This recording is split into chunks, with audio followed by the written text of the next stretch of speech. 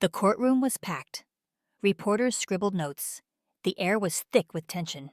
And at the center of it all, Clint Eastwood. The legendary actor and director sat calmly, his piercing gaze fixed forward. Across from him, a ruthless lawyer smirked, clearly amused. "Mr. Eastwood," the lawyer sneered, "you may be a tough guy in the movies, but this is real life, and in real life, you don't get to make the rules." The courtroom chuckled. Even the judge smirked. They thought Eastwood was just an old Hollywood star out of his depth.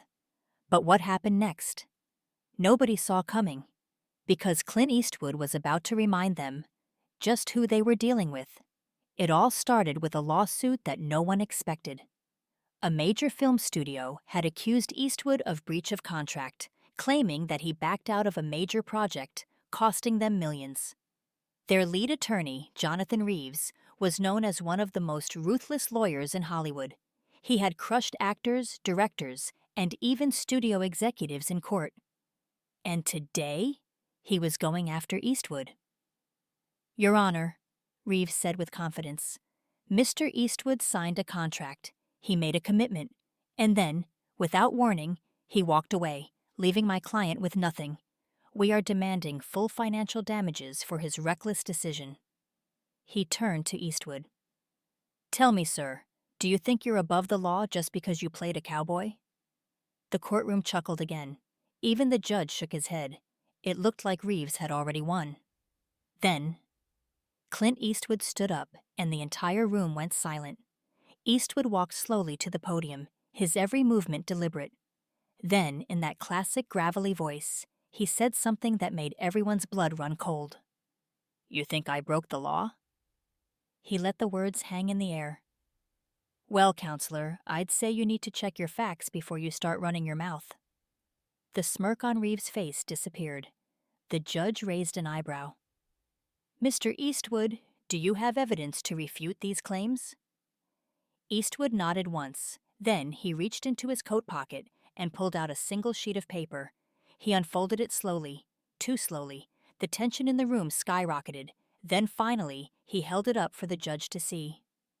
"This," he said, "is the real contract." Reeves scoffed. "We already have the contract, Mr. Eastwood." Eastwood shook his head. "No, you have a forgery." The room exploded in gasps. The judge leaned forward. "Explain." Eastwood handed the paper to his lawyer, who quickly distributed copies to the courtroom. "This," Eastwood said, pointing, "is the original agreement, the one I actually signed.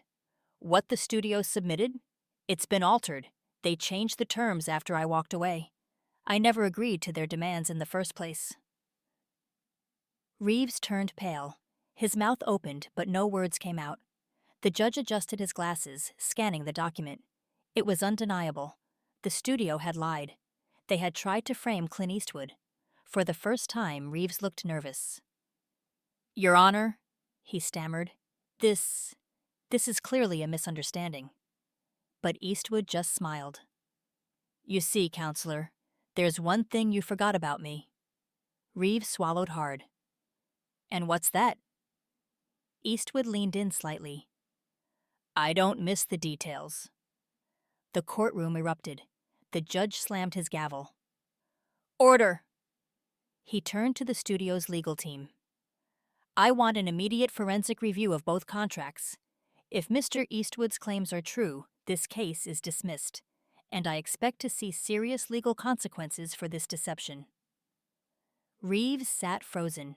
He had mocked Clint Eastwood, and now his career was about to go up in flames. It didn't take long for the truth to come out. Handwriting experts, document analysts, everyone confirmed it. The studio had altered the contract. They had tried to cheat Clint Eastwood out of millions. But instead, they had lost everything. The judge threw out the case and ordered the studio to pay damages for attempting to mislead the court. Reeves? His reputation was shattered. And Eastwood? He simply stood, tipped his hat to the judge, and walked out of the courtroom. No victory speech, no celebration, just pure Clint Eastwood.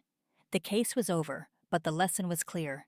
Clint Eastwood wasn't just a Hollywood icon. He was a man who didn't take kindly to being deceived. And if you ever find yourself in a courtroom against him, you better make sure your case is bulletproof. What do you think? Did the studio get what they deserved? Let's discuss in the comments. Don't forget to like and subscribe for more unbelievable stories.